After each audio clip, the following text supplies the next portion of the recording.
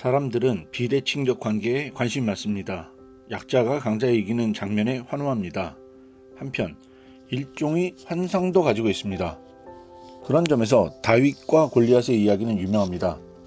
골리앗은 키가 2m가 넘는 거인이고 갑옷과 무기로 무장을 하고 있어 이스라엘 사람 누구도 상대가 되지 못했죠.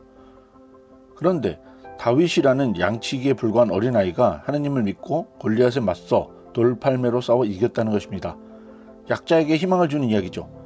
전략적으로 보면 약자가 강자를 상대로 해서도 특별한 전략을 잘 세우면 승리할 수 있다는 희망의 메시지이기도 합니다.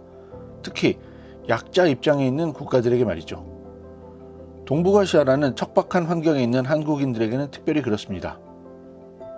비대칭적인 국제관계. 아테네의 철학자 아리스토텔레스는 이렇게 말했습니다. 불평등한 인간은 평등을 추구하고 평등한 인간은 불평등을 추구한다. 그렇습니다. 이것이 인간 사회의 본질일 수 있습니다. 국가 간 관계도 마찬가지입니다. 불평등한 약소국은 평등을 추구합니다. 반대로 평등한 강대국은 불평등, 즉 남다름을 추구합니다. 그런데 국제관계에는 좀 더 나아간 논리가 있죠. 약자는 다윗처럼 적은 비용을 들여 강자를 견제하거나 강자에게 이겨보려 합니다. 강자는 이런 터무니없는 결과를 거부하려 합니다. 이번 주제는 비대칭성이라는 차원에서 미중 관계와 남북 관계를 살펴보려 합니다.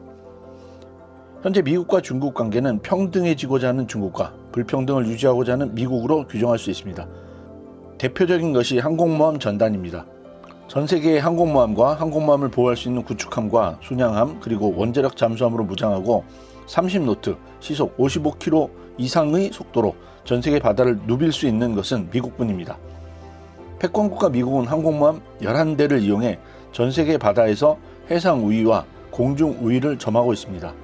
국방비를 1000조 넘게 사용하는 미국만이 할 수 있는 능력입니다. 해군만 34만 명이 넘는 미국 항공모함은 한 척당 승무원만 6,000명 정도가 승선하고 있습니다. 이런 배가 11척이라니. 이런 어마어마한 병력을 운영할 수 있는 것은 아직은 미국만이 가능합니다.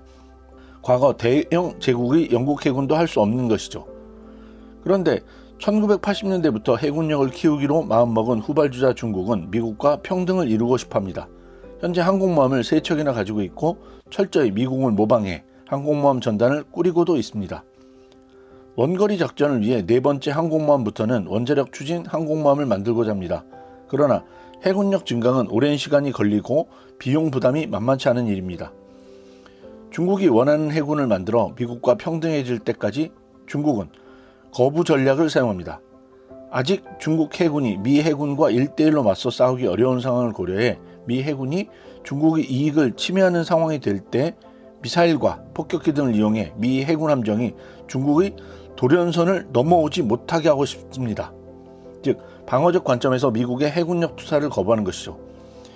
그러면서도 중국은 차츰차츰 양적으로나 질적으로 미국처럼 항공모함 전단을 가지고 싶어합니다.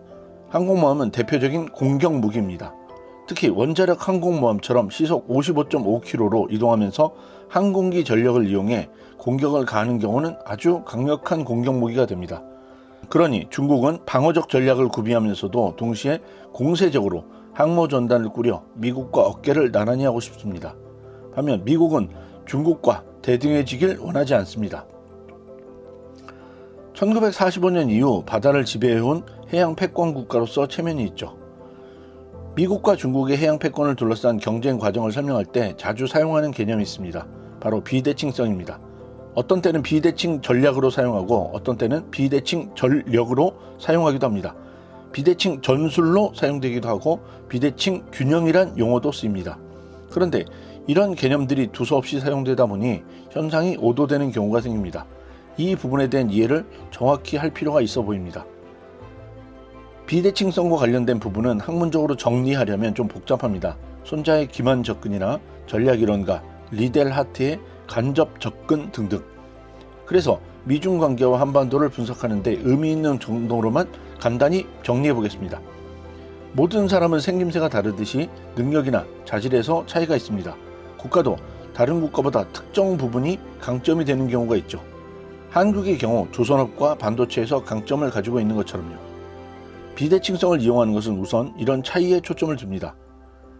강대국은 비대칭 능력을 보유합니다. 한마디로 다른 국가가 가지지 못한 능력을 뽐내는 것입니다. 미국의 항공모함 전단이 대표적입니다.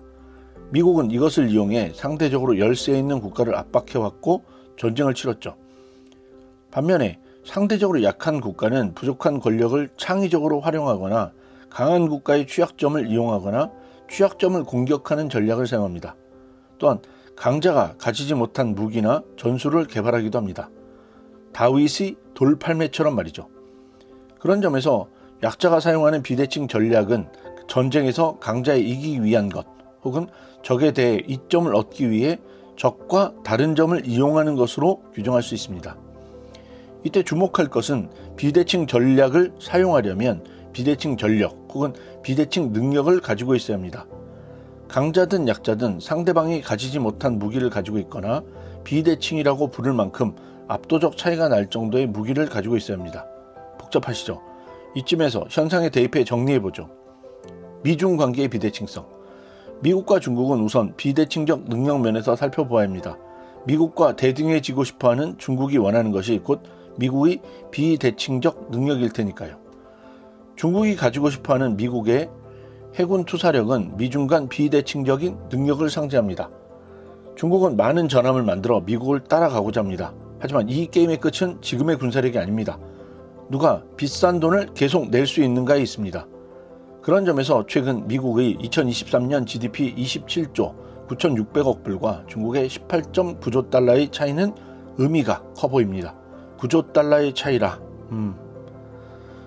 중국은 불평등한 상황을 극복하기 위해 앞으로도 다양한 방식으로 비대칭 무기체계, 즉 가성비 무기를 활용할 것입니다.